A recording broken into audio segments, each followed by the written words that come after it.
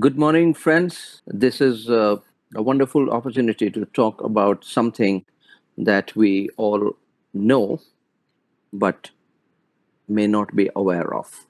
Sounds like contradiction in terms, but that's what the overall theme of the TED Talk is the frosted mirrors. Now, Kasturi Mrig, or the musk deer, like many of you know, is is found in the Himalayas, and it's known for the musk perfume, which is considered three times more costly than the gold.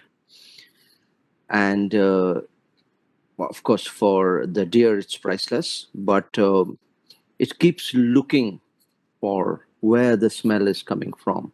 Where is it coming from? So it keeps looking all over.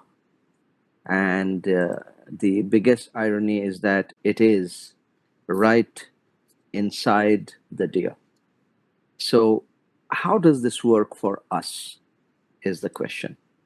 Now, for us, it works because there's something that a lot of psychologists, philosophers, sages have been talking about. A lot of us know it, but I don't think we are really conscious about it too much on a day-to-day basis.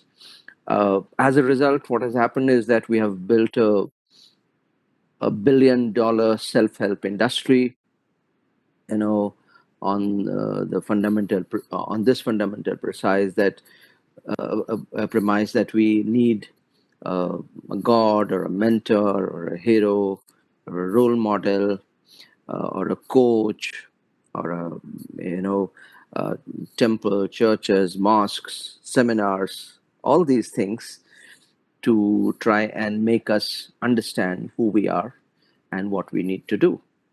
So, as a result, the constant lookout is for permissions, validations, and guidance.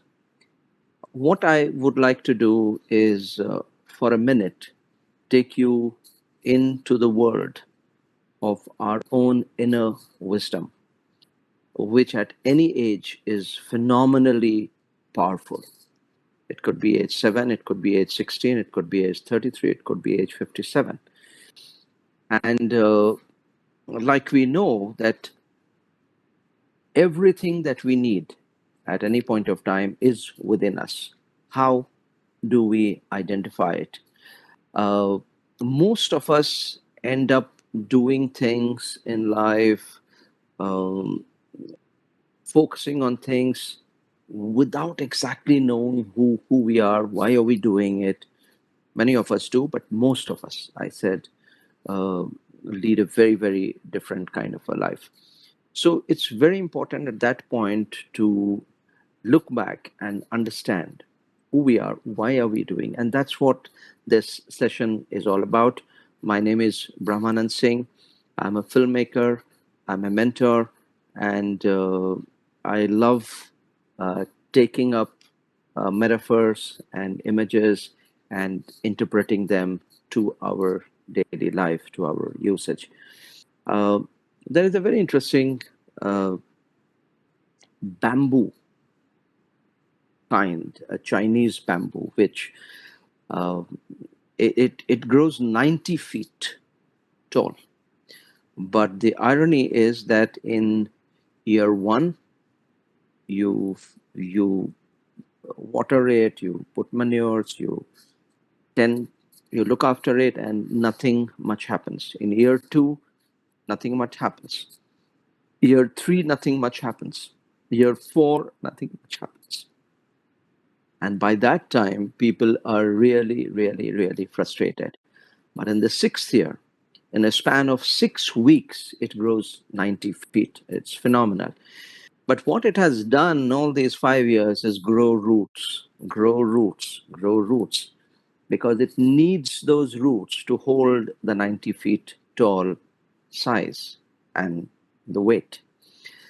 So it's very interesting why nothing happens for 5 years. we have somehow reached an age where everything we are looking for is needs pace, speed, shortcuts, and things like that. So, what we are talking about, the Kasturi Mrig syndrome that we are talking about, the tapping of within for solution. So, I'm not here into some kind of a spiritual mumbo jumbo kind of a thing, though they are all valid. But here we'll try and look at meaningful productivity, mindfulness, a sense of fulfillment in any work and life that you lead, work that you do, uh, notions of success, though success differs from people to people, everyone, and same thing for happiness, where it differs from people to people, and for everyone, happiness means something else.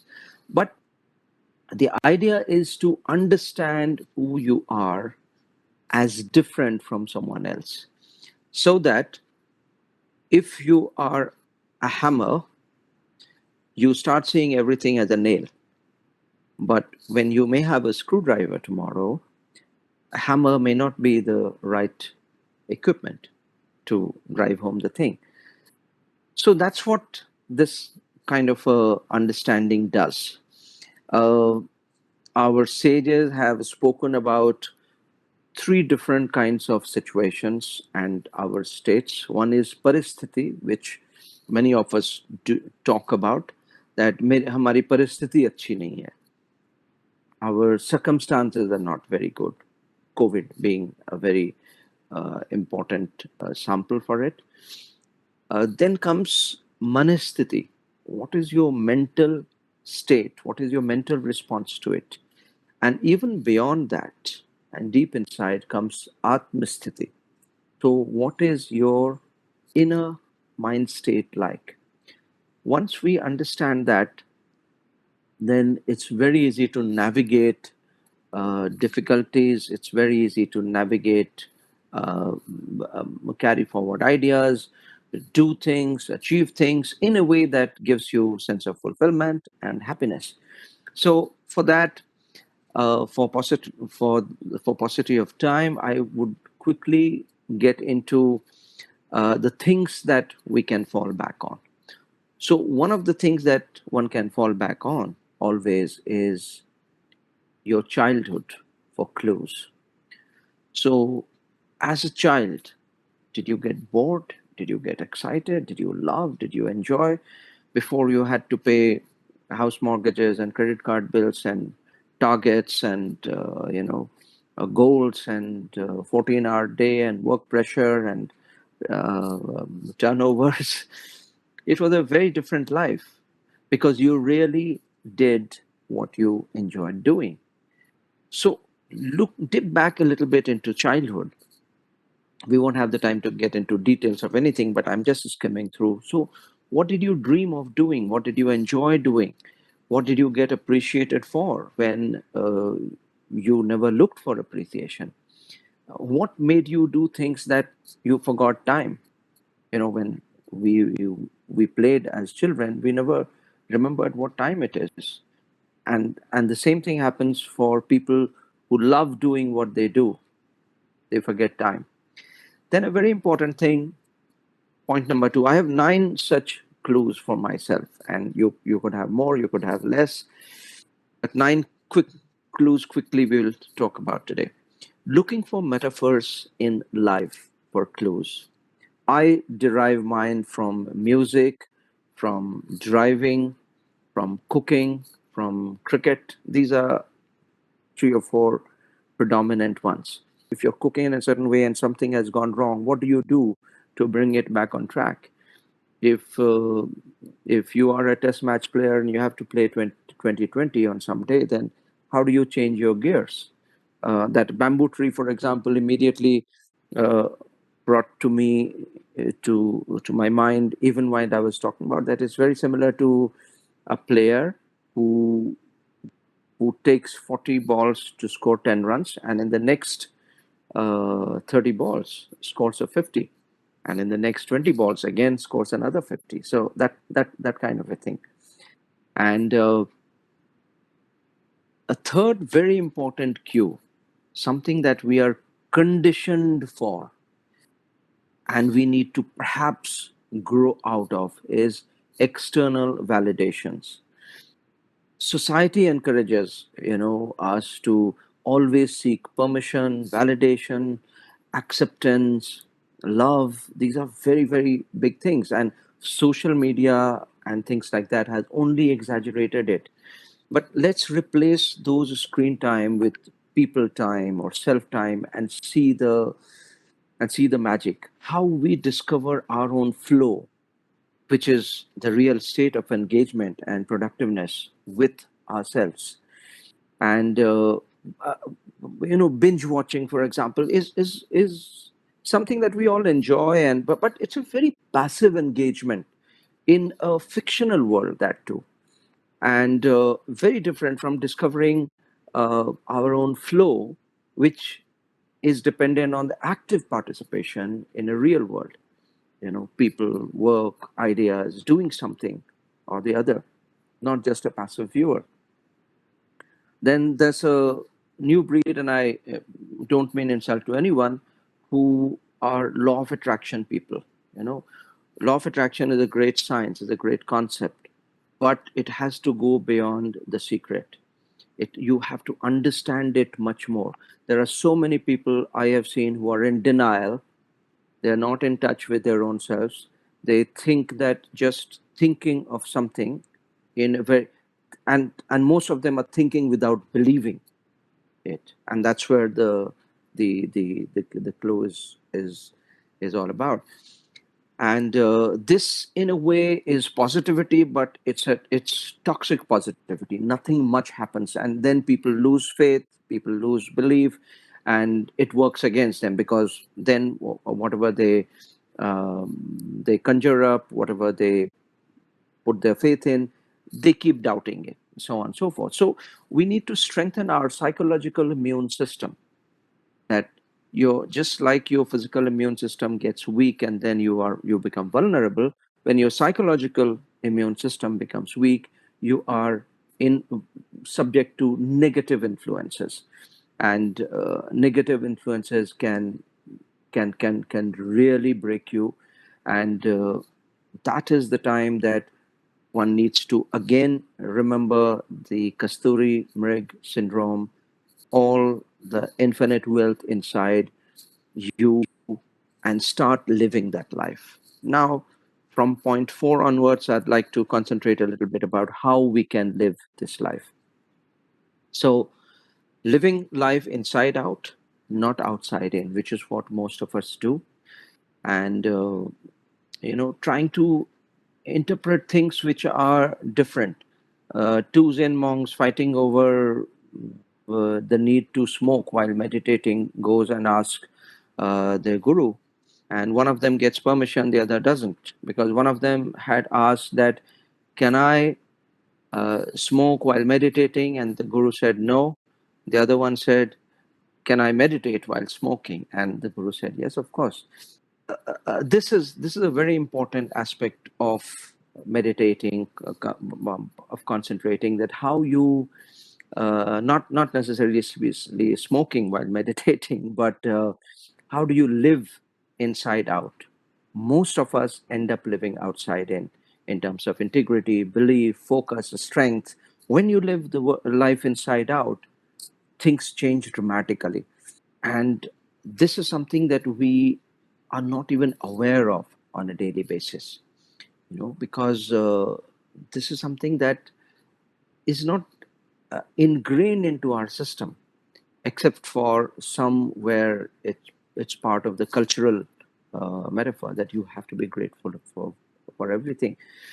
Um Unlearning and learning. You need to unlearn, take out whatever your conditioning has been. When I let go of what I am, I become what I might be.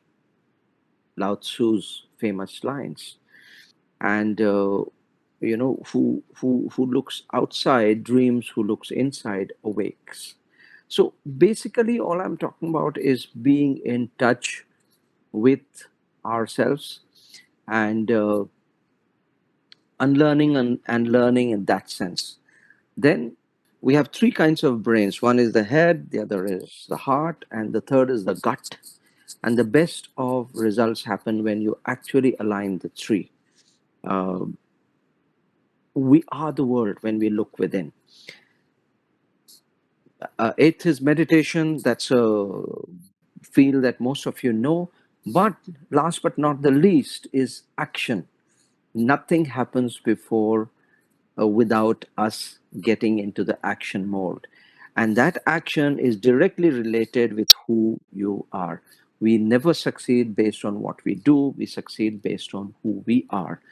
And again, coming back to Kasturi Mirg syndrome, the last lines that I would like to say is there's a famous bhajan by Nanak where he talks about Kahere ban khojan jai, and it talks about पुष्प मध्य जो बास बसत है मुकुर Mitch जो छाई.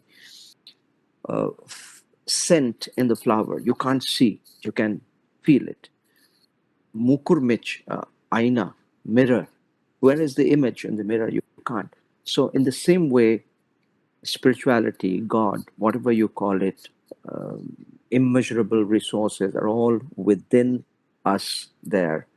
Kasturi Mrig is just a metaphor for turning inside, giving more me time, self time, and reaping the rewards of a new way of looking things, considering yourself to be your finest resource person, lowering expectation, increasing productivity, increasing a sense of happiness, increasing a sense of fulfillment. And that's where I would like to say all the best to you. If any of these have made any sense, please explore it more and adopt it in your day to day way of looking at things.